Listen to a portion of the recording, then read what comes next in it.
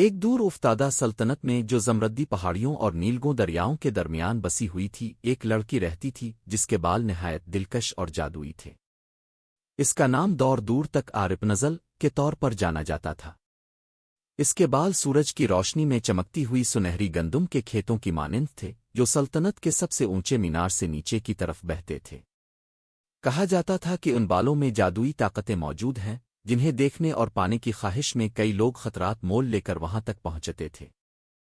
ہر صبح جب سورج کی پہلی کرنیں دھندلی صبح کے پردے کو چیر کر نمودار ہوتی تو رپنزل اپنے مینار کی کھڑکی پر کھڑی ہوتی اور اس کے بال صبح کی روشنی میں جگمگا اٹھتے۔ نیچے دیہاتی جمع ہوتے اس دلکش منظر کو محویت سے دیکھتے اور سرگوشیوں میں کہتے کہ یہ بال خواہشیں پوری کر سکتے ہیں، بیماریوں کا علاج کر سکتے ہیں اور ابدی جوانی عطا کرتے ہیں۔ لیکن رپنزل جو نہایت نرم دل اور مہربان تھی، اپنے بالوں کو محض فطرت کا عطیہ سمجھتی تھی اور ان کے ذریعے جانوروں اور پودوں کی پرورش کرتی۔ وہ اکثر اپنے بال نیچے لٹکا دیتی تاکہ چھوٹے جانور ان پر چڑھ کر آرام کر سکیں اور ان کی سنہری لٹوں میں پناہ اور گرمی پا سکیں۔ ایک دن جب شام کا وقت تھا اور سلطنت پر سنہری روشنی ناچ رہی تھی، ایک پراسرار مسافر نمودار ہوا۔ اس کی آنکھوں میں دنیا کی دانش اور تجسس جھلک رہا تھا۔ اس کے پاس ایک قدیم نقشہ تھا جس پر پراسرار زبان میں نشان لگے ہوئے تھے۔ وہ رپنزل کے مینار کی طرف بڑھا تاکہ ان جادوئی بالوں کی حقیقت جان سکے۔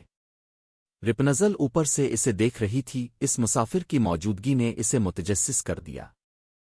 اس نے نرمی سے آواز دی، تم میرے سادہ سے گھر میں کیوں آئے ہو؟ مسافر نے عزت سے جھک کر جواب دیا، میں تمہارے بالوں کے جادو کے بارے میں جاننے آیا ہوں۔ کہا جاتا ہے کہ ان میں زندگی کے راز چھپے ہیں۔ رپنزل نے اسے اندر آنے کی دعوت دی اور جب وہ مینار کی گھومتی ہوئی سیڑھیاں چڑھ رہا تھا تو ان سنہری بالوں کی چمک سے حیران رہ گیا۔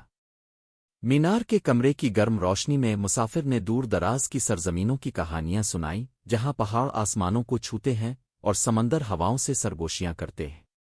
دونوں نے مل کر مینار کے ایک پوشیدہ کمرے کو کھولا جہاں ایک قدیم اور پراسرار کتاب دھول میں لپٹی ہوئی موجود تھی جس پر پیچیدہ نقش و نگار کندہ تھے۔ وقت کے لمس سے پرانی اس کتاب کے صفحات نے رپنزل کے بالوں کی اصل حقیقت آشکار کی۔ یہ فطرت کا تحفہ تھا جو زمین نے خود تخلیق کیا تھا تاکہ دنیا کو حسن اور ہم آہنگی کی یاد دلائی جا سکے۔ رپنزل نے کتاب کی تصاویر پر انگلی پھیرتے ہوئے سوچ میں ڈوبی آواز میں کہا، بات اس میں نہیں کہ یہ کیا کچھ کر سکتے ہیں، اصل بات یہ ہے کہ یہ ہمیں ایک دوسرے سے جوڑتے ہیں۔